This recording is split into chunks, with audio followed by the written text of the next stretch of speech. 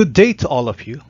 Our topic for today is about the concept and nature of self, and in this lesson, we are going to discuss the concept and nature of self based on three perspectives, namely philosophical, biblical or the Christian point of view, and the last one is from the point of view of the different psychologists.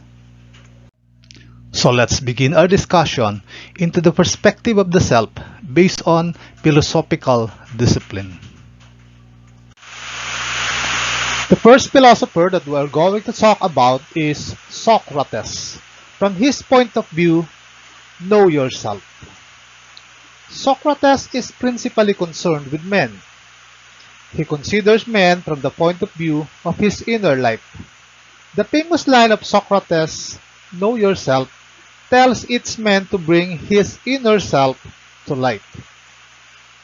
Socrates is said to be the first philosopher who generated the study of self-concept, for the other philosopher during his time focuses on the theories on the origin of the different things around their surroundings. For example, the concept of matter.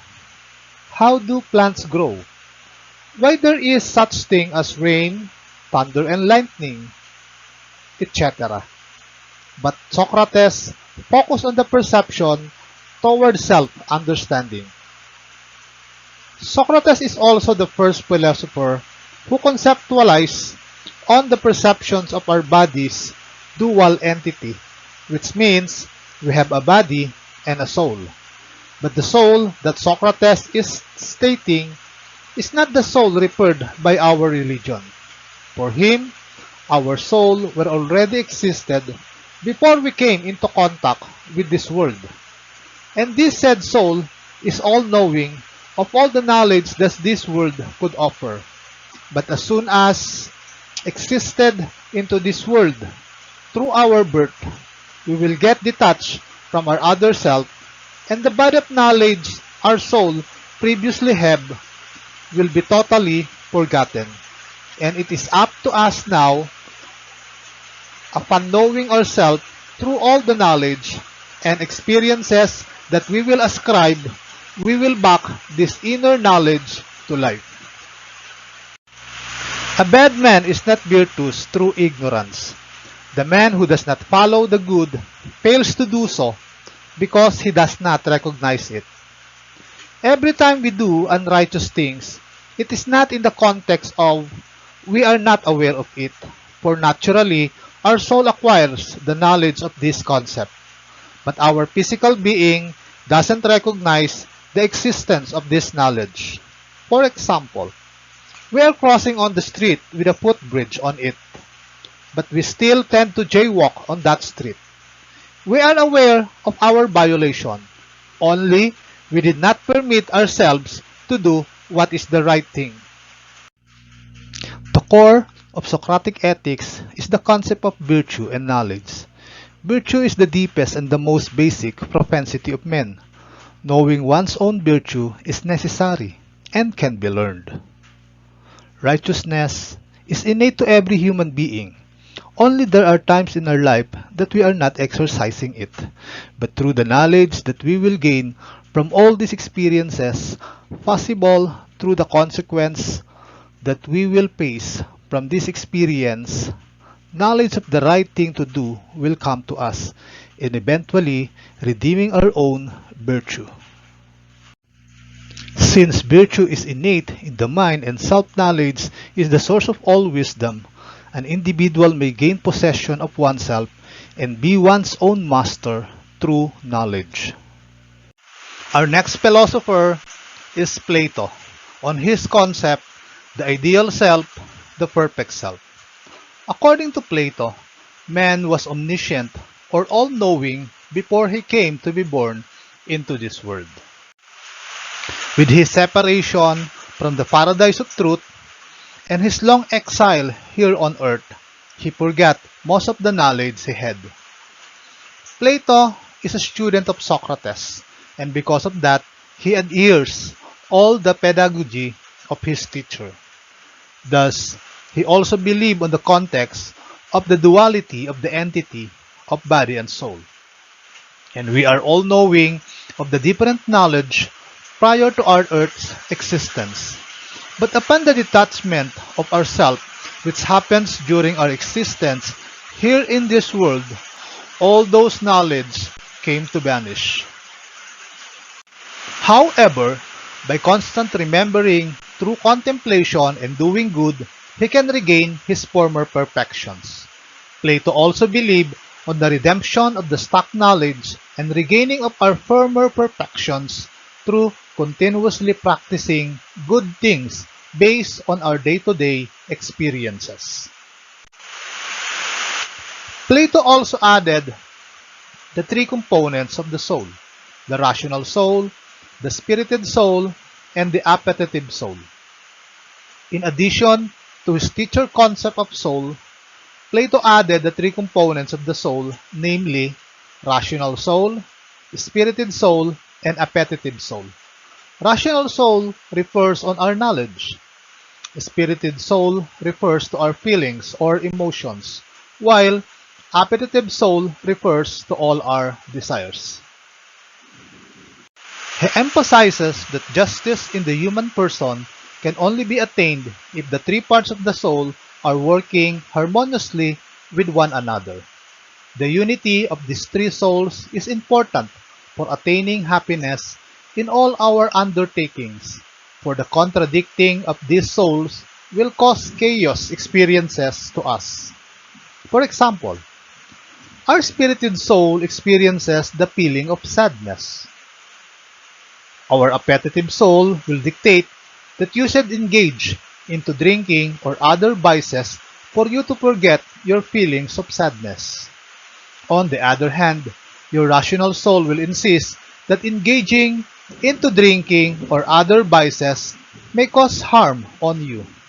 But once the dictation of your appetitive soul prevails, that is what your body will going to execute. Only later, you found out that you are not engaging into healthy decisions. That experience will cause you to become unhappy. The next philosopher that we are going to discuss is Emanuel Kant and his concept of respect for self. Man is the only creature who governs and directs himself and his actions, who set up ends for himself and his purpose, and who freely orders means for the attainment of his aims. Man is the supreme over all the creations, for we have the power to control our actions in accordance with the moral principles exercising in our world. We have basically the norms of society, which refers to the proper actions needed to manifest for you to live with conformity with your society. Every man is thus an end in himself and should never be treated merely as means, as per the order of the Creator and the natural order of things. This rule is the plain dictum of reason and justice. Respect others as you respect yourself. It is stated therefore that respecting ourselves means also respecting the rights of others. For like us, others also have the rights for justice, freedom, equality, etc. And doing harm into your fellow means violating their own rights. From this dictum comes the golden principle, which states that, do not do unto others what you do not want others do unto you. Though this golden principle comes from a Chinese man named Confucius, it is also proved that during those times of what they said to be ancient, the principles exercising in the East also happens in the West and vice versa. A person should not be used as a tool, instrument, or device to accomplish another's private ends. Thus, all men are persons gifted with the same basic rights and should treat each other as equals. Based from that, we are not allowed to use other person for the benefits of our own self. For remember that all the rights that you have the person that you are going to use also bears with the same and exact rights that you have. Another philosopher that we're going to tackle is René Descartes and his concept of I think, therefore I am. Descartes states that the self is a thinking entity distinct from the body. His first famous principle was cognito ergo sum, which means I think, therefore I am. René Descartes came to a point of doubting for his own existence, and the mere fact that he is doubting for his existence means he existed. And from that context came the concept of I think, therefore I am. Although the mind and the body are independent from each other and serve their own function, man must use his own mind and thinking abilities to investigate, analyze, experiment, and develop himself. From the other point of view, I think, therefore I am have also contemplate for the realization of all our goals. Once you prescribe to yourself that you are not capable of reaching your dreams, that thing will happen, for you are thinking of it that way. But once you think that you can do it, it will drive all your actions for the realization of your dream. That dream will become into reality, therefore, what you think will become who you are. Another philosopher that we are going to across is Jean-Luc and his concept of personal identity. Jean-Luc holds the personal identity, which is the self, is a matter of psychological continuity. For him, personal identity is founded on consciousness or our memory, and not on the substance of either the soul or the body. Jean-Luc gives emphasis into the context of memory, wherein our ability to recall our previous experiences, to contemplate with our judgment and actions into the present. For example, we may be hardworking today for the concept of that based on our childhood. We experience hardship in life, and we do not want that same hardship to be experienced by the family that we are going to build. So, from the memory of the past came into the realization of doing all the best that you can to escape from that hardship. Personal identity is the concept, oneself that evolves over the course of individual's life. It may include aspects of life the man has no control over, such as where he grew up or the color of the skin, as well as the choices he makes, like how he spends his time and what he believes. Personal identity simply refers to all the knowledge and experiences that we've gained that will determine our personality and all the principles and attitudes that we are going to adopt throughout our existence.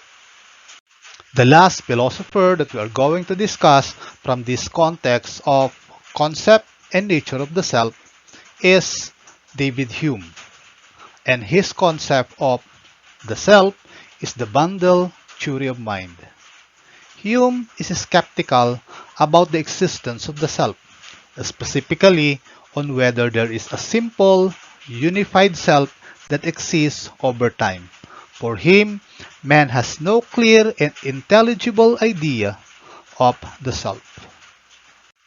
He posits that no single impression of the self exists. Rather, the self is just the thing to which all perceptions of a man is ascribed. Moreover, even if there were such an impression of the self, it would have to remain constant over time to constitute identity. However, men's impressions vary and always change. Even attempts to have impressions of the self must fail, for all these attempts are really just occasions for one to notice perceptions.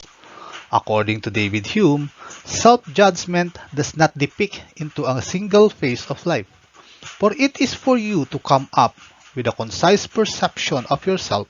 You must do it through empirical assessment, which involve your full observation using your senses and analyzation of your experiences. The same thing goes that you cannot judge a particular person based only on a single encounter, for it is said that our first impression doesn't fit with the totality of the said individual. Bundle theory refers to the collections of impressions, wherein impressions refer to our experiences and sensation, which later turn into ideas which will serve as a copy of our impression. For example, the experience of hunger or being full, the experience of tiredness and being rested, the experience to be loved and be broken. All those experiences were said to be impressions, which in turn will become idea. How this thing will happen? Once you were asked, how does it feel to be in love? You may not feel in love by the moment that you will ask, but because you have experienced it, you can answer the question. And that refers to your idea of how it feels to be in love. Accumulating all those said experiences refers to the bundle collections of our experiences. Put simply, a person can never observe oneself without some other perceptions. It refers to the context of, for us to be able to confirm our own perceptions towards ourselves, we also need others' opinion for us to find out the validity of our judgment.